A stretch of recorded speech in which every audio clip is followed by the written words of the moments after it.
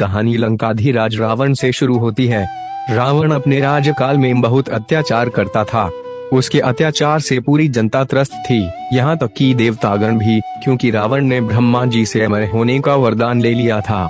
उसके अत्याचार से तंग होकर देवतागण भगवान विष्णु के पास गए और प्रार्थना करने लगे। फलस्वरूप प्रतापी राजा दशरथ की पत्नी कौशल्या की कुख से भगवान विष्णु ने राम के रूप में रावण को परास्त करने हेतु जन्म लिमिटेड या तब से चैत्र की नवमी तिथि को रामनवमी के रूप में मनाने की परंपरा शुरू हुई। ऐसा भी कहा जाता है कि नवमी के दिन ही स्वामी तुलसीदास ने रामचरितमानस की रचना शुरू की थी। पुराणों के मुताबिक राम के जन्म के बारे में भगवान शिव ने मां पार्वती को बताया था। वही आज हम आपको बताने जा रहे हैं कि भगवान राम ने जन्म क्यों लिमिटेड या था। एक कहानी है कि ब्राह्मणों के शाप के कारण प्रतापभान, अरिमर्दन और धर्मरुचि यह तीनों रावण, कुंभकर्ण और विभीषण बने। रावण ने अपनी प्रजा पर बहुत अत्याचार किए। एक बार तीनों भाइयों ने घोर तप किया। तब से ब्रह्मा जी ने खुश होकर वर मांगने को कहा। इस पर रावण ने कहा कि हे प्रभु, हम वानर और इंसान आजातियों को छोड़कर और किसी के मारे से मरे वर दीजिए। शिवजी ने और ब्रह्म जी ने रावण का आवर दिया। इसके बाद शिवजी ने और ब्रह्मा जी ने विशालकाय कुंभकर्ण को देखकर सोचा कि यह अगर रोज भोजन करेगा तो पृथ्वी को नाश हो जाएगा।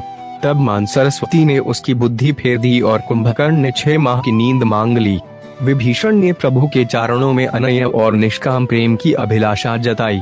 वर देकर ब्रह्मा जी चले गए। तुलसीदास जी ने लिखा है कि जब पृथ्वी पर रावण का अत्याचार बढ़ा और धर्म की हानि होने लगी, तब भगवान शिव कहते हैं कि राम जन्म के हेतु अनेका, परम विचित्र एक ते एका। जब जब कोई धर्म की हानि बढ़ी असुर अधम अभिमानी, तब तब प्रभु द्रिविविध शरीरा, हरहिं कृपानिधि सज्जन पीरा।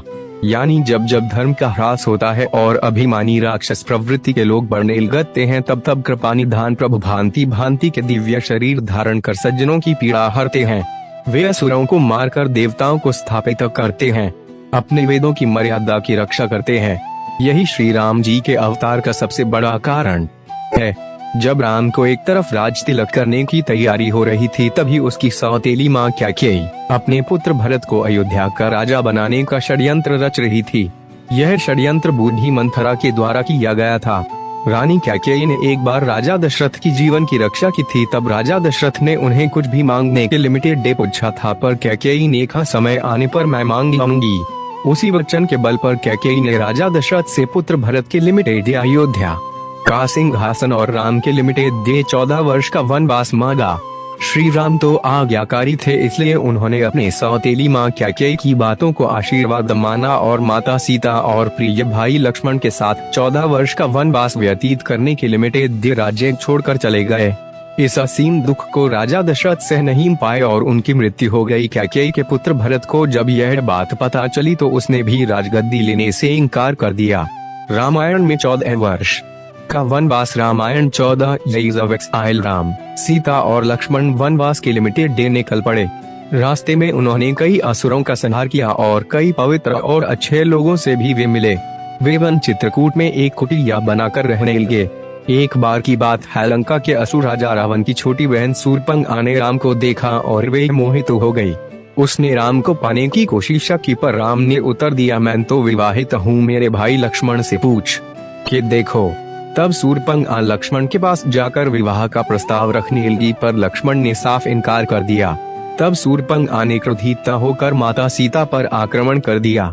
यह देखकर लक्ष्मण ने चाकू से शूर्पणखा का नाक काट दिया।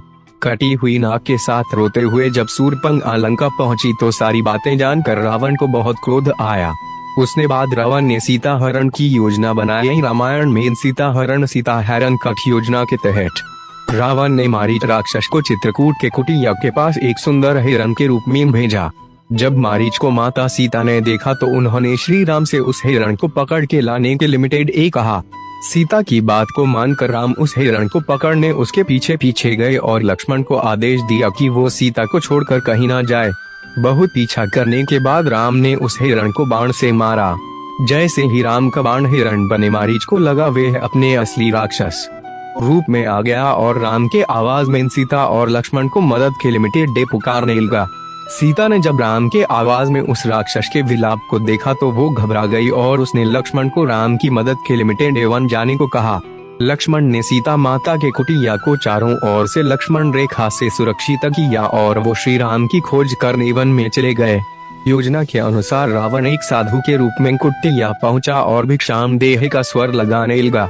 जैसे ही रावण ने कुटिया के पास लक्ष्मण रेखा पर अपना पैर रखा, उसका पैर जलने लगा। यह देखकर रावण ने माता सीता को बाहर आकर भोजन देने के लिमिटेड एक आगे वाला पार्ट देखना चाहते हैं तो हमारे इस वीडियो को लाइक करके चैनल को सब्सक्राइब कर लो, क्योंकि अगला वाला पार्ट इसी पे आने वाला है।